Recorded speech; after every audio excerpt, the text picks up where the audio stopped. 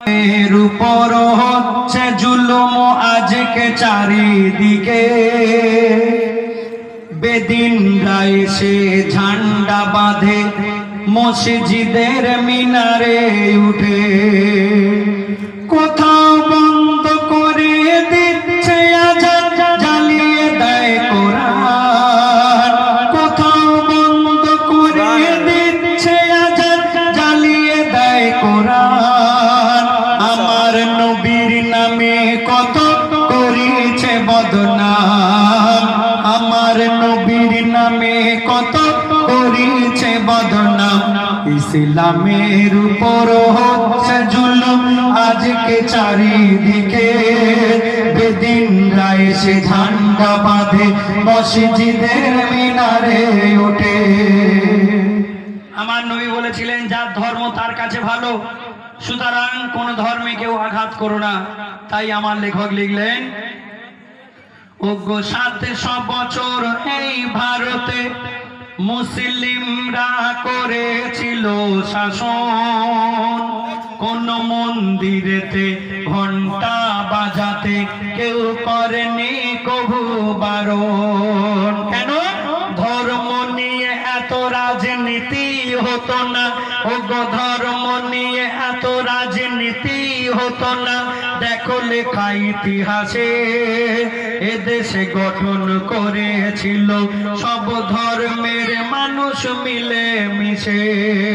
তবে আজকে কেন বলছে ওরা, তবে আজকে কেন বলছে ওরা ছাড়তে হবে কোরআন।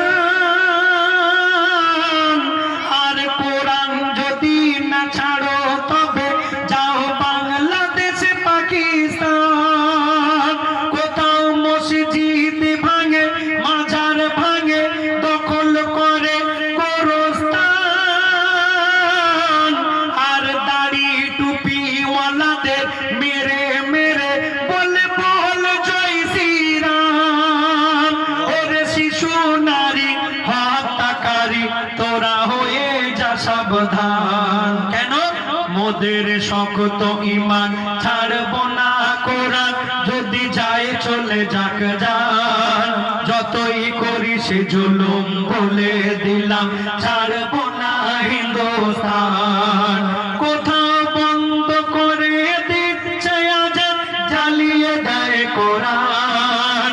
আমার নবীর নামে কত করেছে বদনাম। শুনে রাখুন, আমার লেখক লিখলেন, ওগো আমার নবীর ভবিষ্যবাণী করে গেছেন বারে বার। আমার নবী ভবিষ্যবাণী বলে গেলেন বারে বার। 14 সিদ্দিক পরে মুসলিমদের উপরে বাড়বে বেদিনদের অত্যাচার। তবে সেই অত্যাচারের সীমা যেদিন পার হয়ে যাবে, কোন এক রোজার শুক্রবারে, কোন এক রোজার শুক্রবারে কাবার ধারে ইমাম মেহেদির আবির্ভাব হবে। আর তখন কি হবে? চৌঠা আসমান হতে ঈসা নবী নেমে আসবে পৃথিবীতে। ইমাম মেহেদির সাথে জোট বেঁধে যুদ্ধ করবে বেদিনদের সাথে। আর ইসলাম বিরোধী যত ধর্ম জাতি, ওগো ইসলাম বিরোধী যত ধর্ম জাতি সবাই এক হয়ে যাবে। আর মুসলিমদের সাথে সেদিন ভয়ঙ্কর যুদ্ধ শুরু হবে।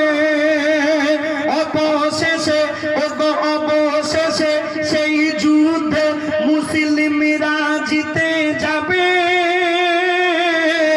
সারা পৃথিবীতে এক ধর্ম ইসলাম কায়েম হবে। আর যত বেদিন কলমা পড়ে সেদিন, ওগো যত বেদিন কলমা পড়ে সেদিন মুমিন হয়ে যাবে। সেই আলামত শুরু হয়ে গেছে, সাবধান হও গো মুসলমান। তাই কাফন পরে তৈরি থেকো ও গো তানবীর কালাম। কাফন পরে তৈরি থেকো ও গো তানবীর কালাম। কোথায়